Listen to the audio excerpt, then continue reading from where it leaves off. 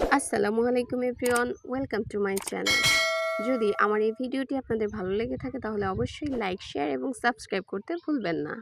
কখনো রোদ তুমি, কখনো জোছনা, তুমি ভালোবাসো নাকি তুমি ভালোবাসো না। গান শুনতে শুনতে হঠাৎ করে আমাদের চোখ গেল ফলের রাজার দিকে। তো ফলের রাজা দেখে আমাদের দিকে চোখ বড় বড় করে তাকায় আসছে। তো ভাবলাম দূরে রেখে লাভ কি, তো যে কথা সেই কাজ। আমরা কয়েকটা খালাতো ভাই বোন মিলে চলে গেলাম তাকে আয়োজন করে বাড়িতে নিয়ে আসতে।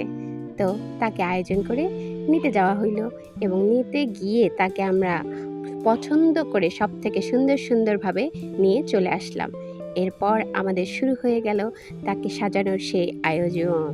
তো আয়োজনের শুরুতেই আম কাটাকাটি নিয়ে শুরু হয়ে গেল দ্বন্দ্ব, কে কাটবে আম কে কাটবে আম।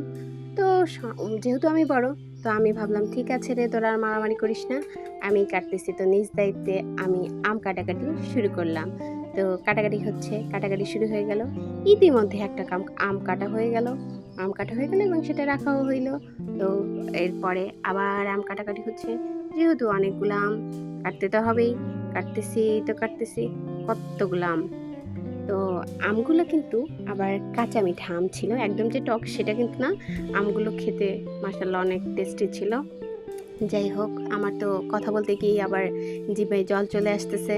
তো যাই হোক, আম কাটাকাটি শেষ, প্রায় শেষ। আর একটা আছে, তো এই যে ডিশ ভর্তি হয়ে গেছে আম দিয়ে। তো আবার এই যে সুন্দর করে ঢং করে একটু রাখলাম। এবার আমগুলো সুন্দর করে পরিষ্কার করে আপনাদের দেখাইতে হবে। তো আমগুলো কাছে থেকে দূরে থেকে যেভাবে পারি দেখানো হচ্ছে। যেহেতু আমি আম কাটাকাটি করতেছি, আমার ক্যামেরাম্যান চেষ্টা করতেছে যত ভালোভাবে ভিডিও নেওয়া যায় আর কি। তো এবার আমগুলো সুন্দর করে ধুয়ে নিতে হবে।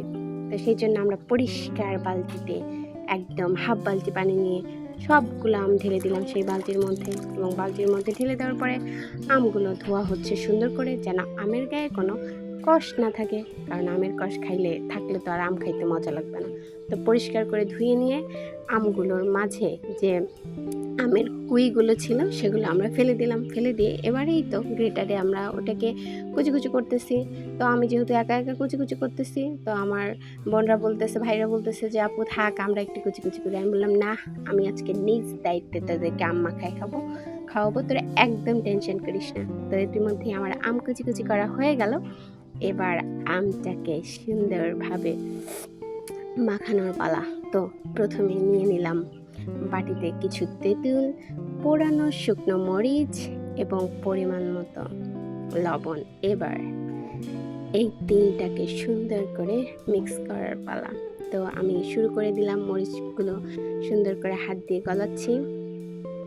গলাইতে এবার তেঁতুলগুলো আমি সুন্দর করে মরিচের সাথে মিশাই নিব, যেন একদম মিশে একাকার হয়ে যায়। তো এই তো দেখতেই পাচ্ছেন একদম সুন্দরভাবে মাখানো হয়ে গেছে। তো এইবার এর মধ্যে আমাদের দিয়ে দিতে হবে সামান্য পরিমাণে সরিষার তেল। কারণ মরিচের ঝাল যদি একটু বেশি হয় তাহলে এটা সরিষার তেলটা একটু নিয়ন্ত্রণ করে নেবে। তো অল্প একটু খাঁটি সরিষার তেল দিয়ে মাখানো কমপ্লিট। এবার কাঁচা আমের ওপরে সেই মাখানোটা দিয়ে দিলাম। ওহো, এবার সুন্দর করে মাখাইতে হবে এবং মিশাইতে হবে সেই কেটে রাখা আমগুলোর সাথে। তো মাখাচ্ছি। ওহো, অনেক মজা হয়েছিল। যাই হোক, আমার তো ভয়েস ওভার দিতে গিয়ে মনে হচ্ছে যে আরেকবার আম মাখানো খাই, কিন্তু দাঁতের টকটা এখনও লেগে আছে, এই জন্য আজকে আর খাওয়া হবে না।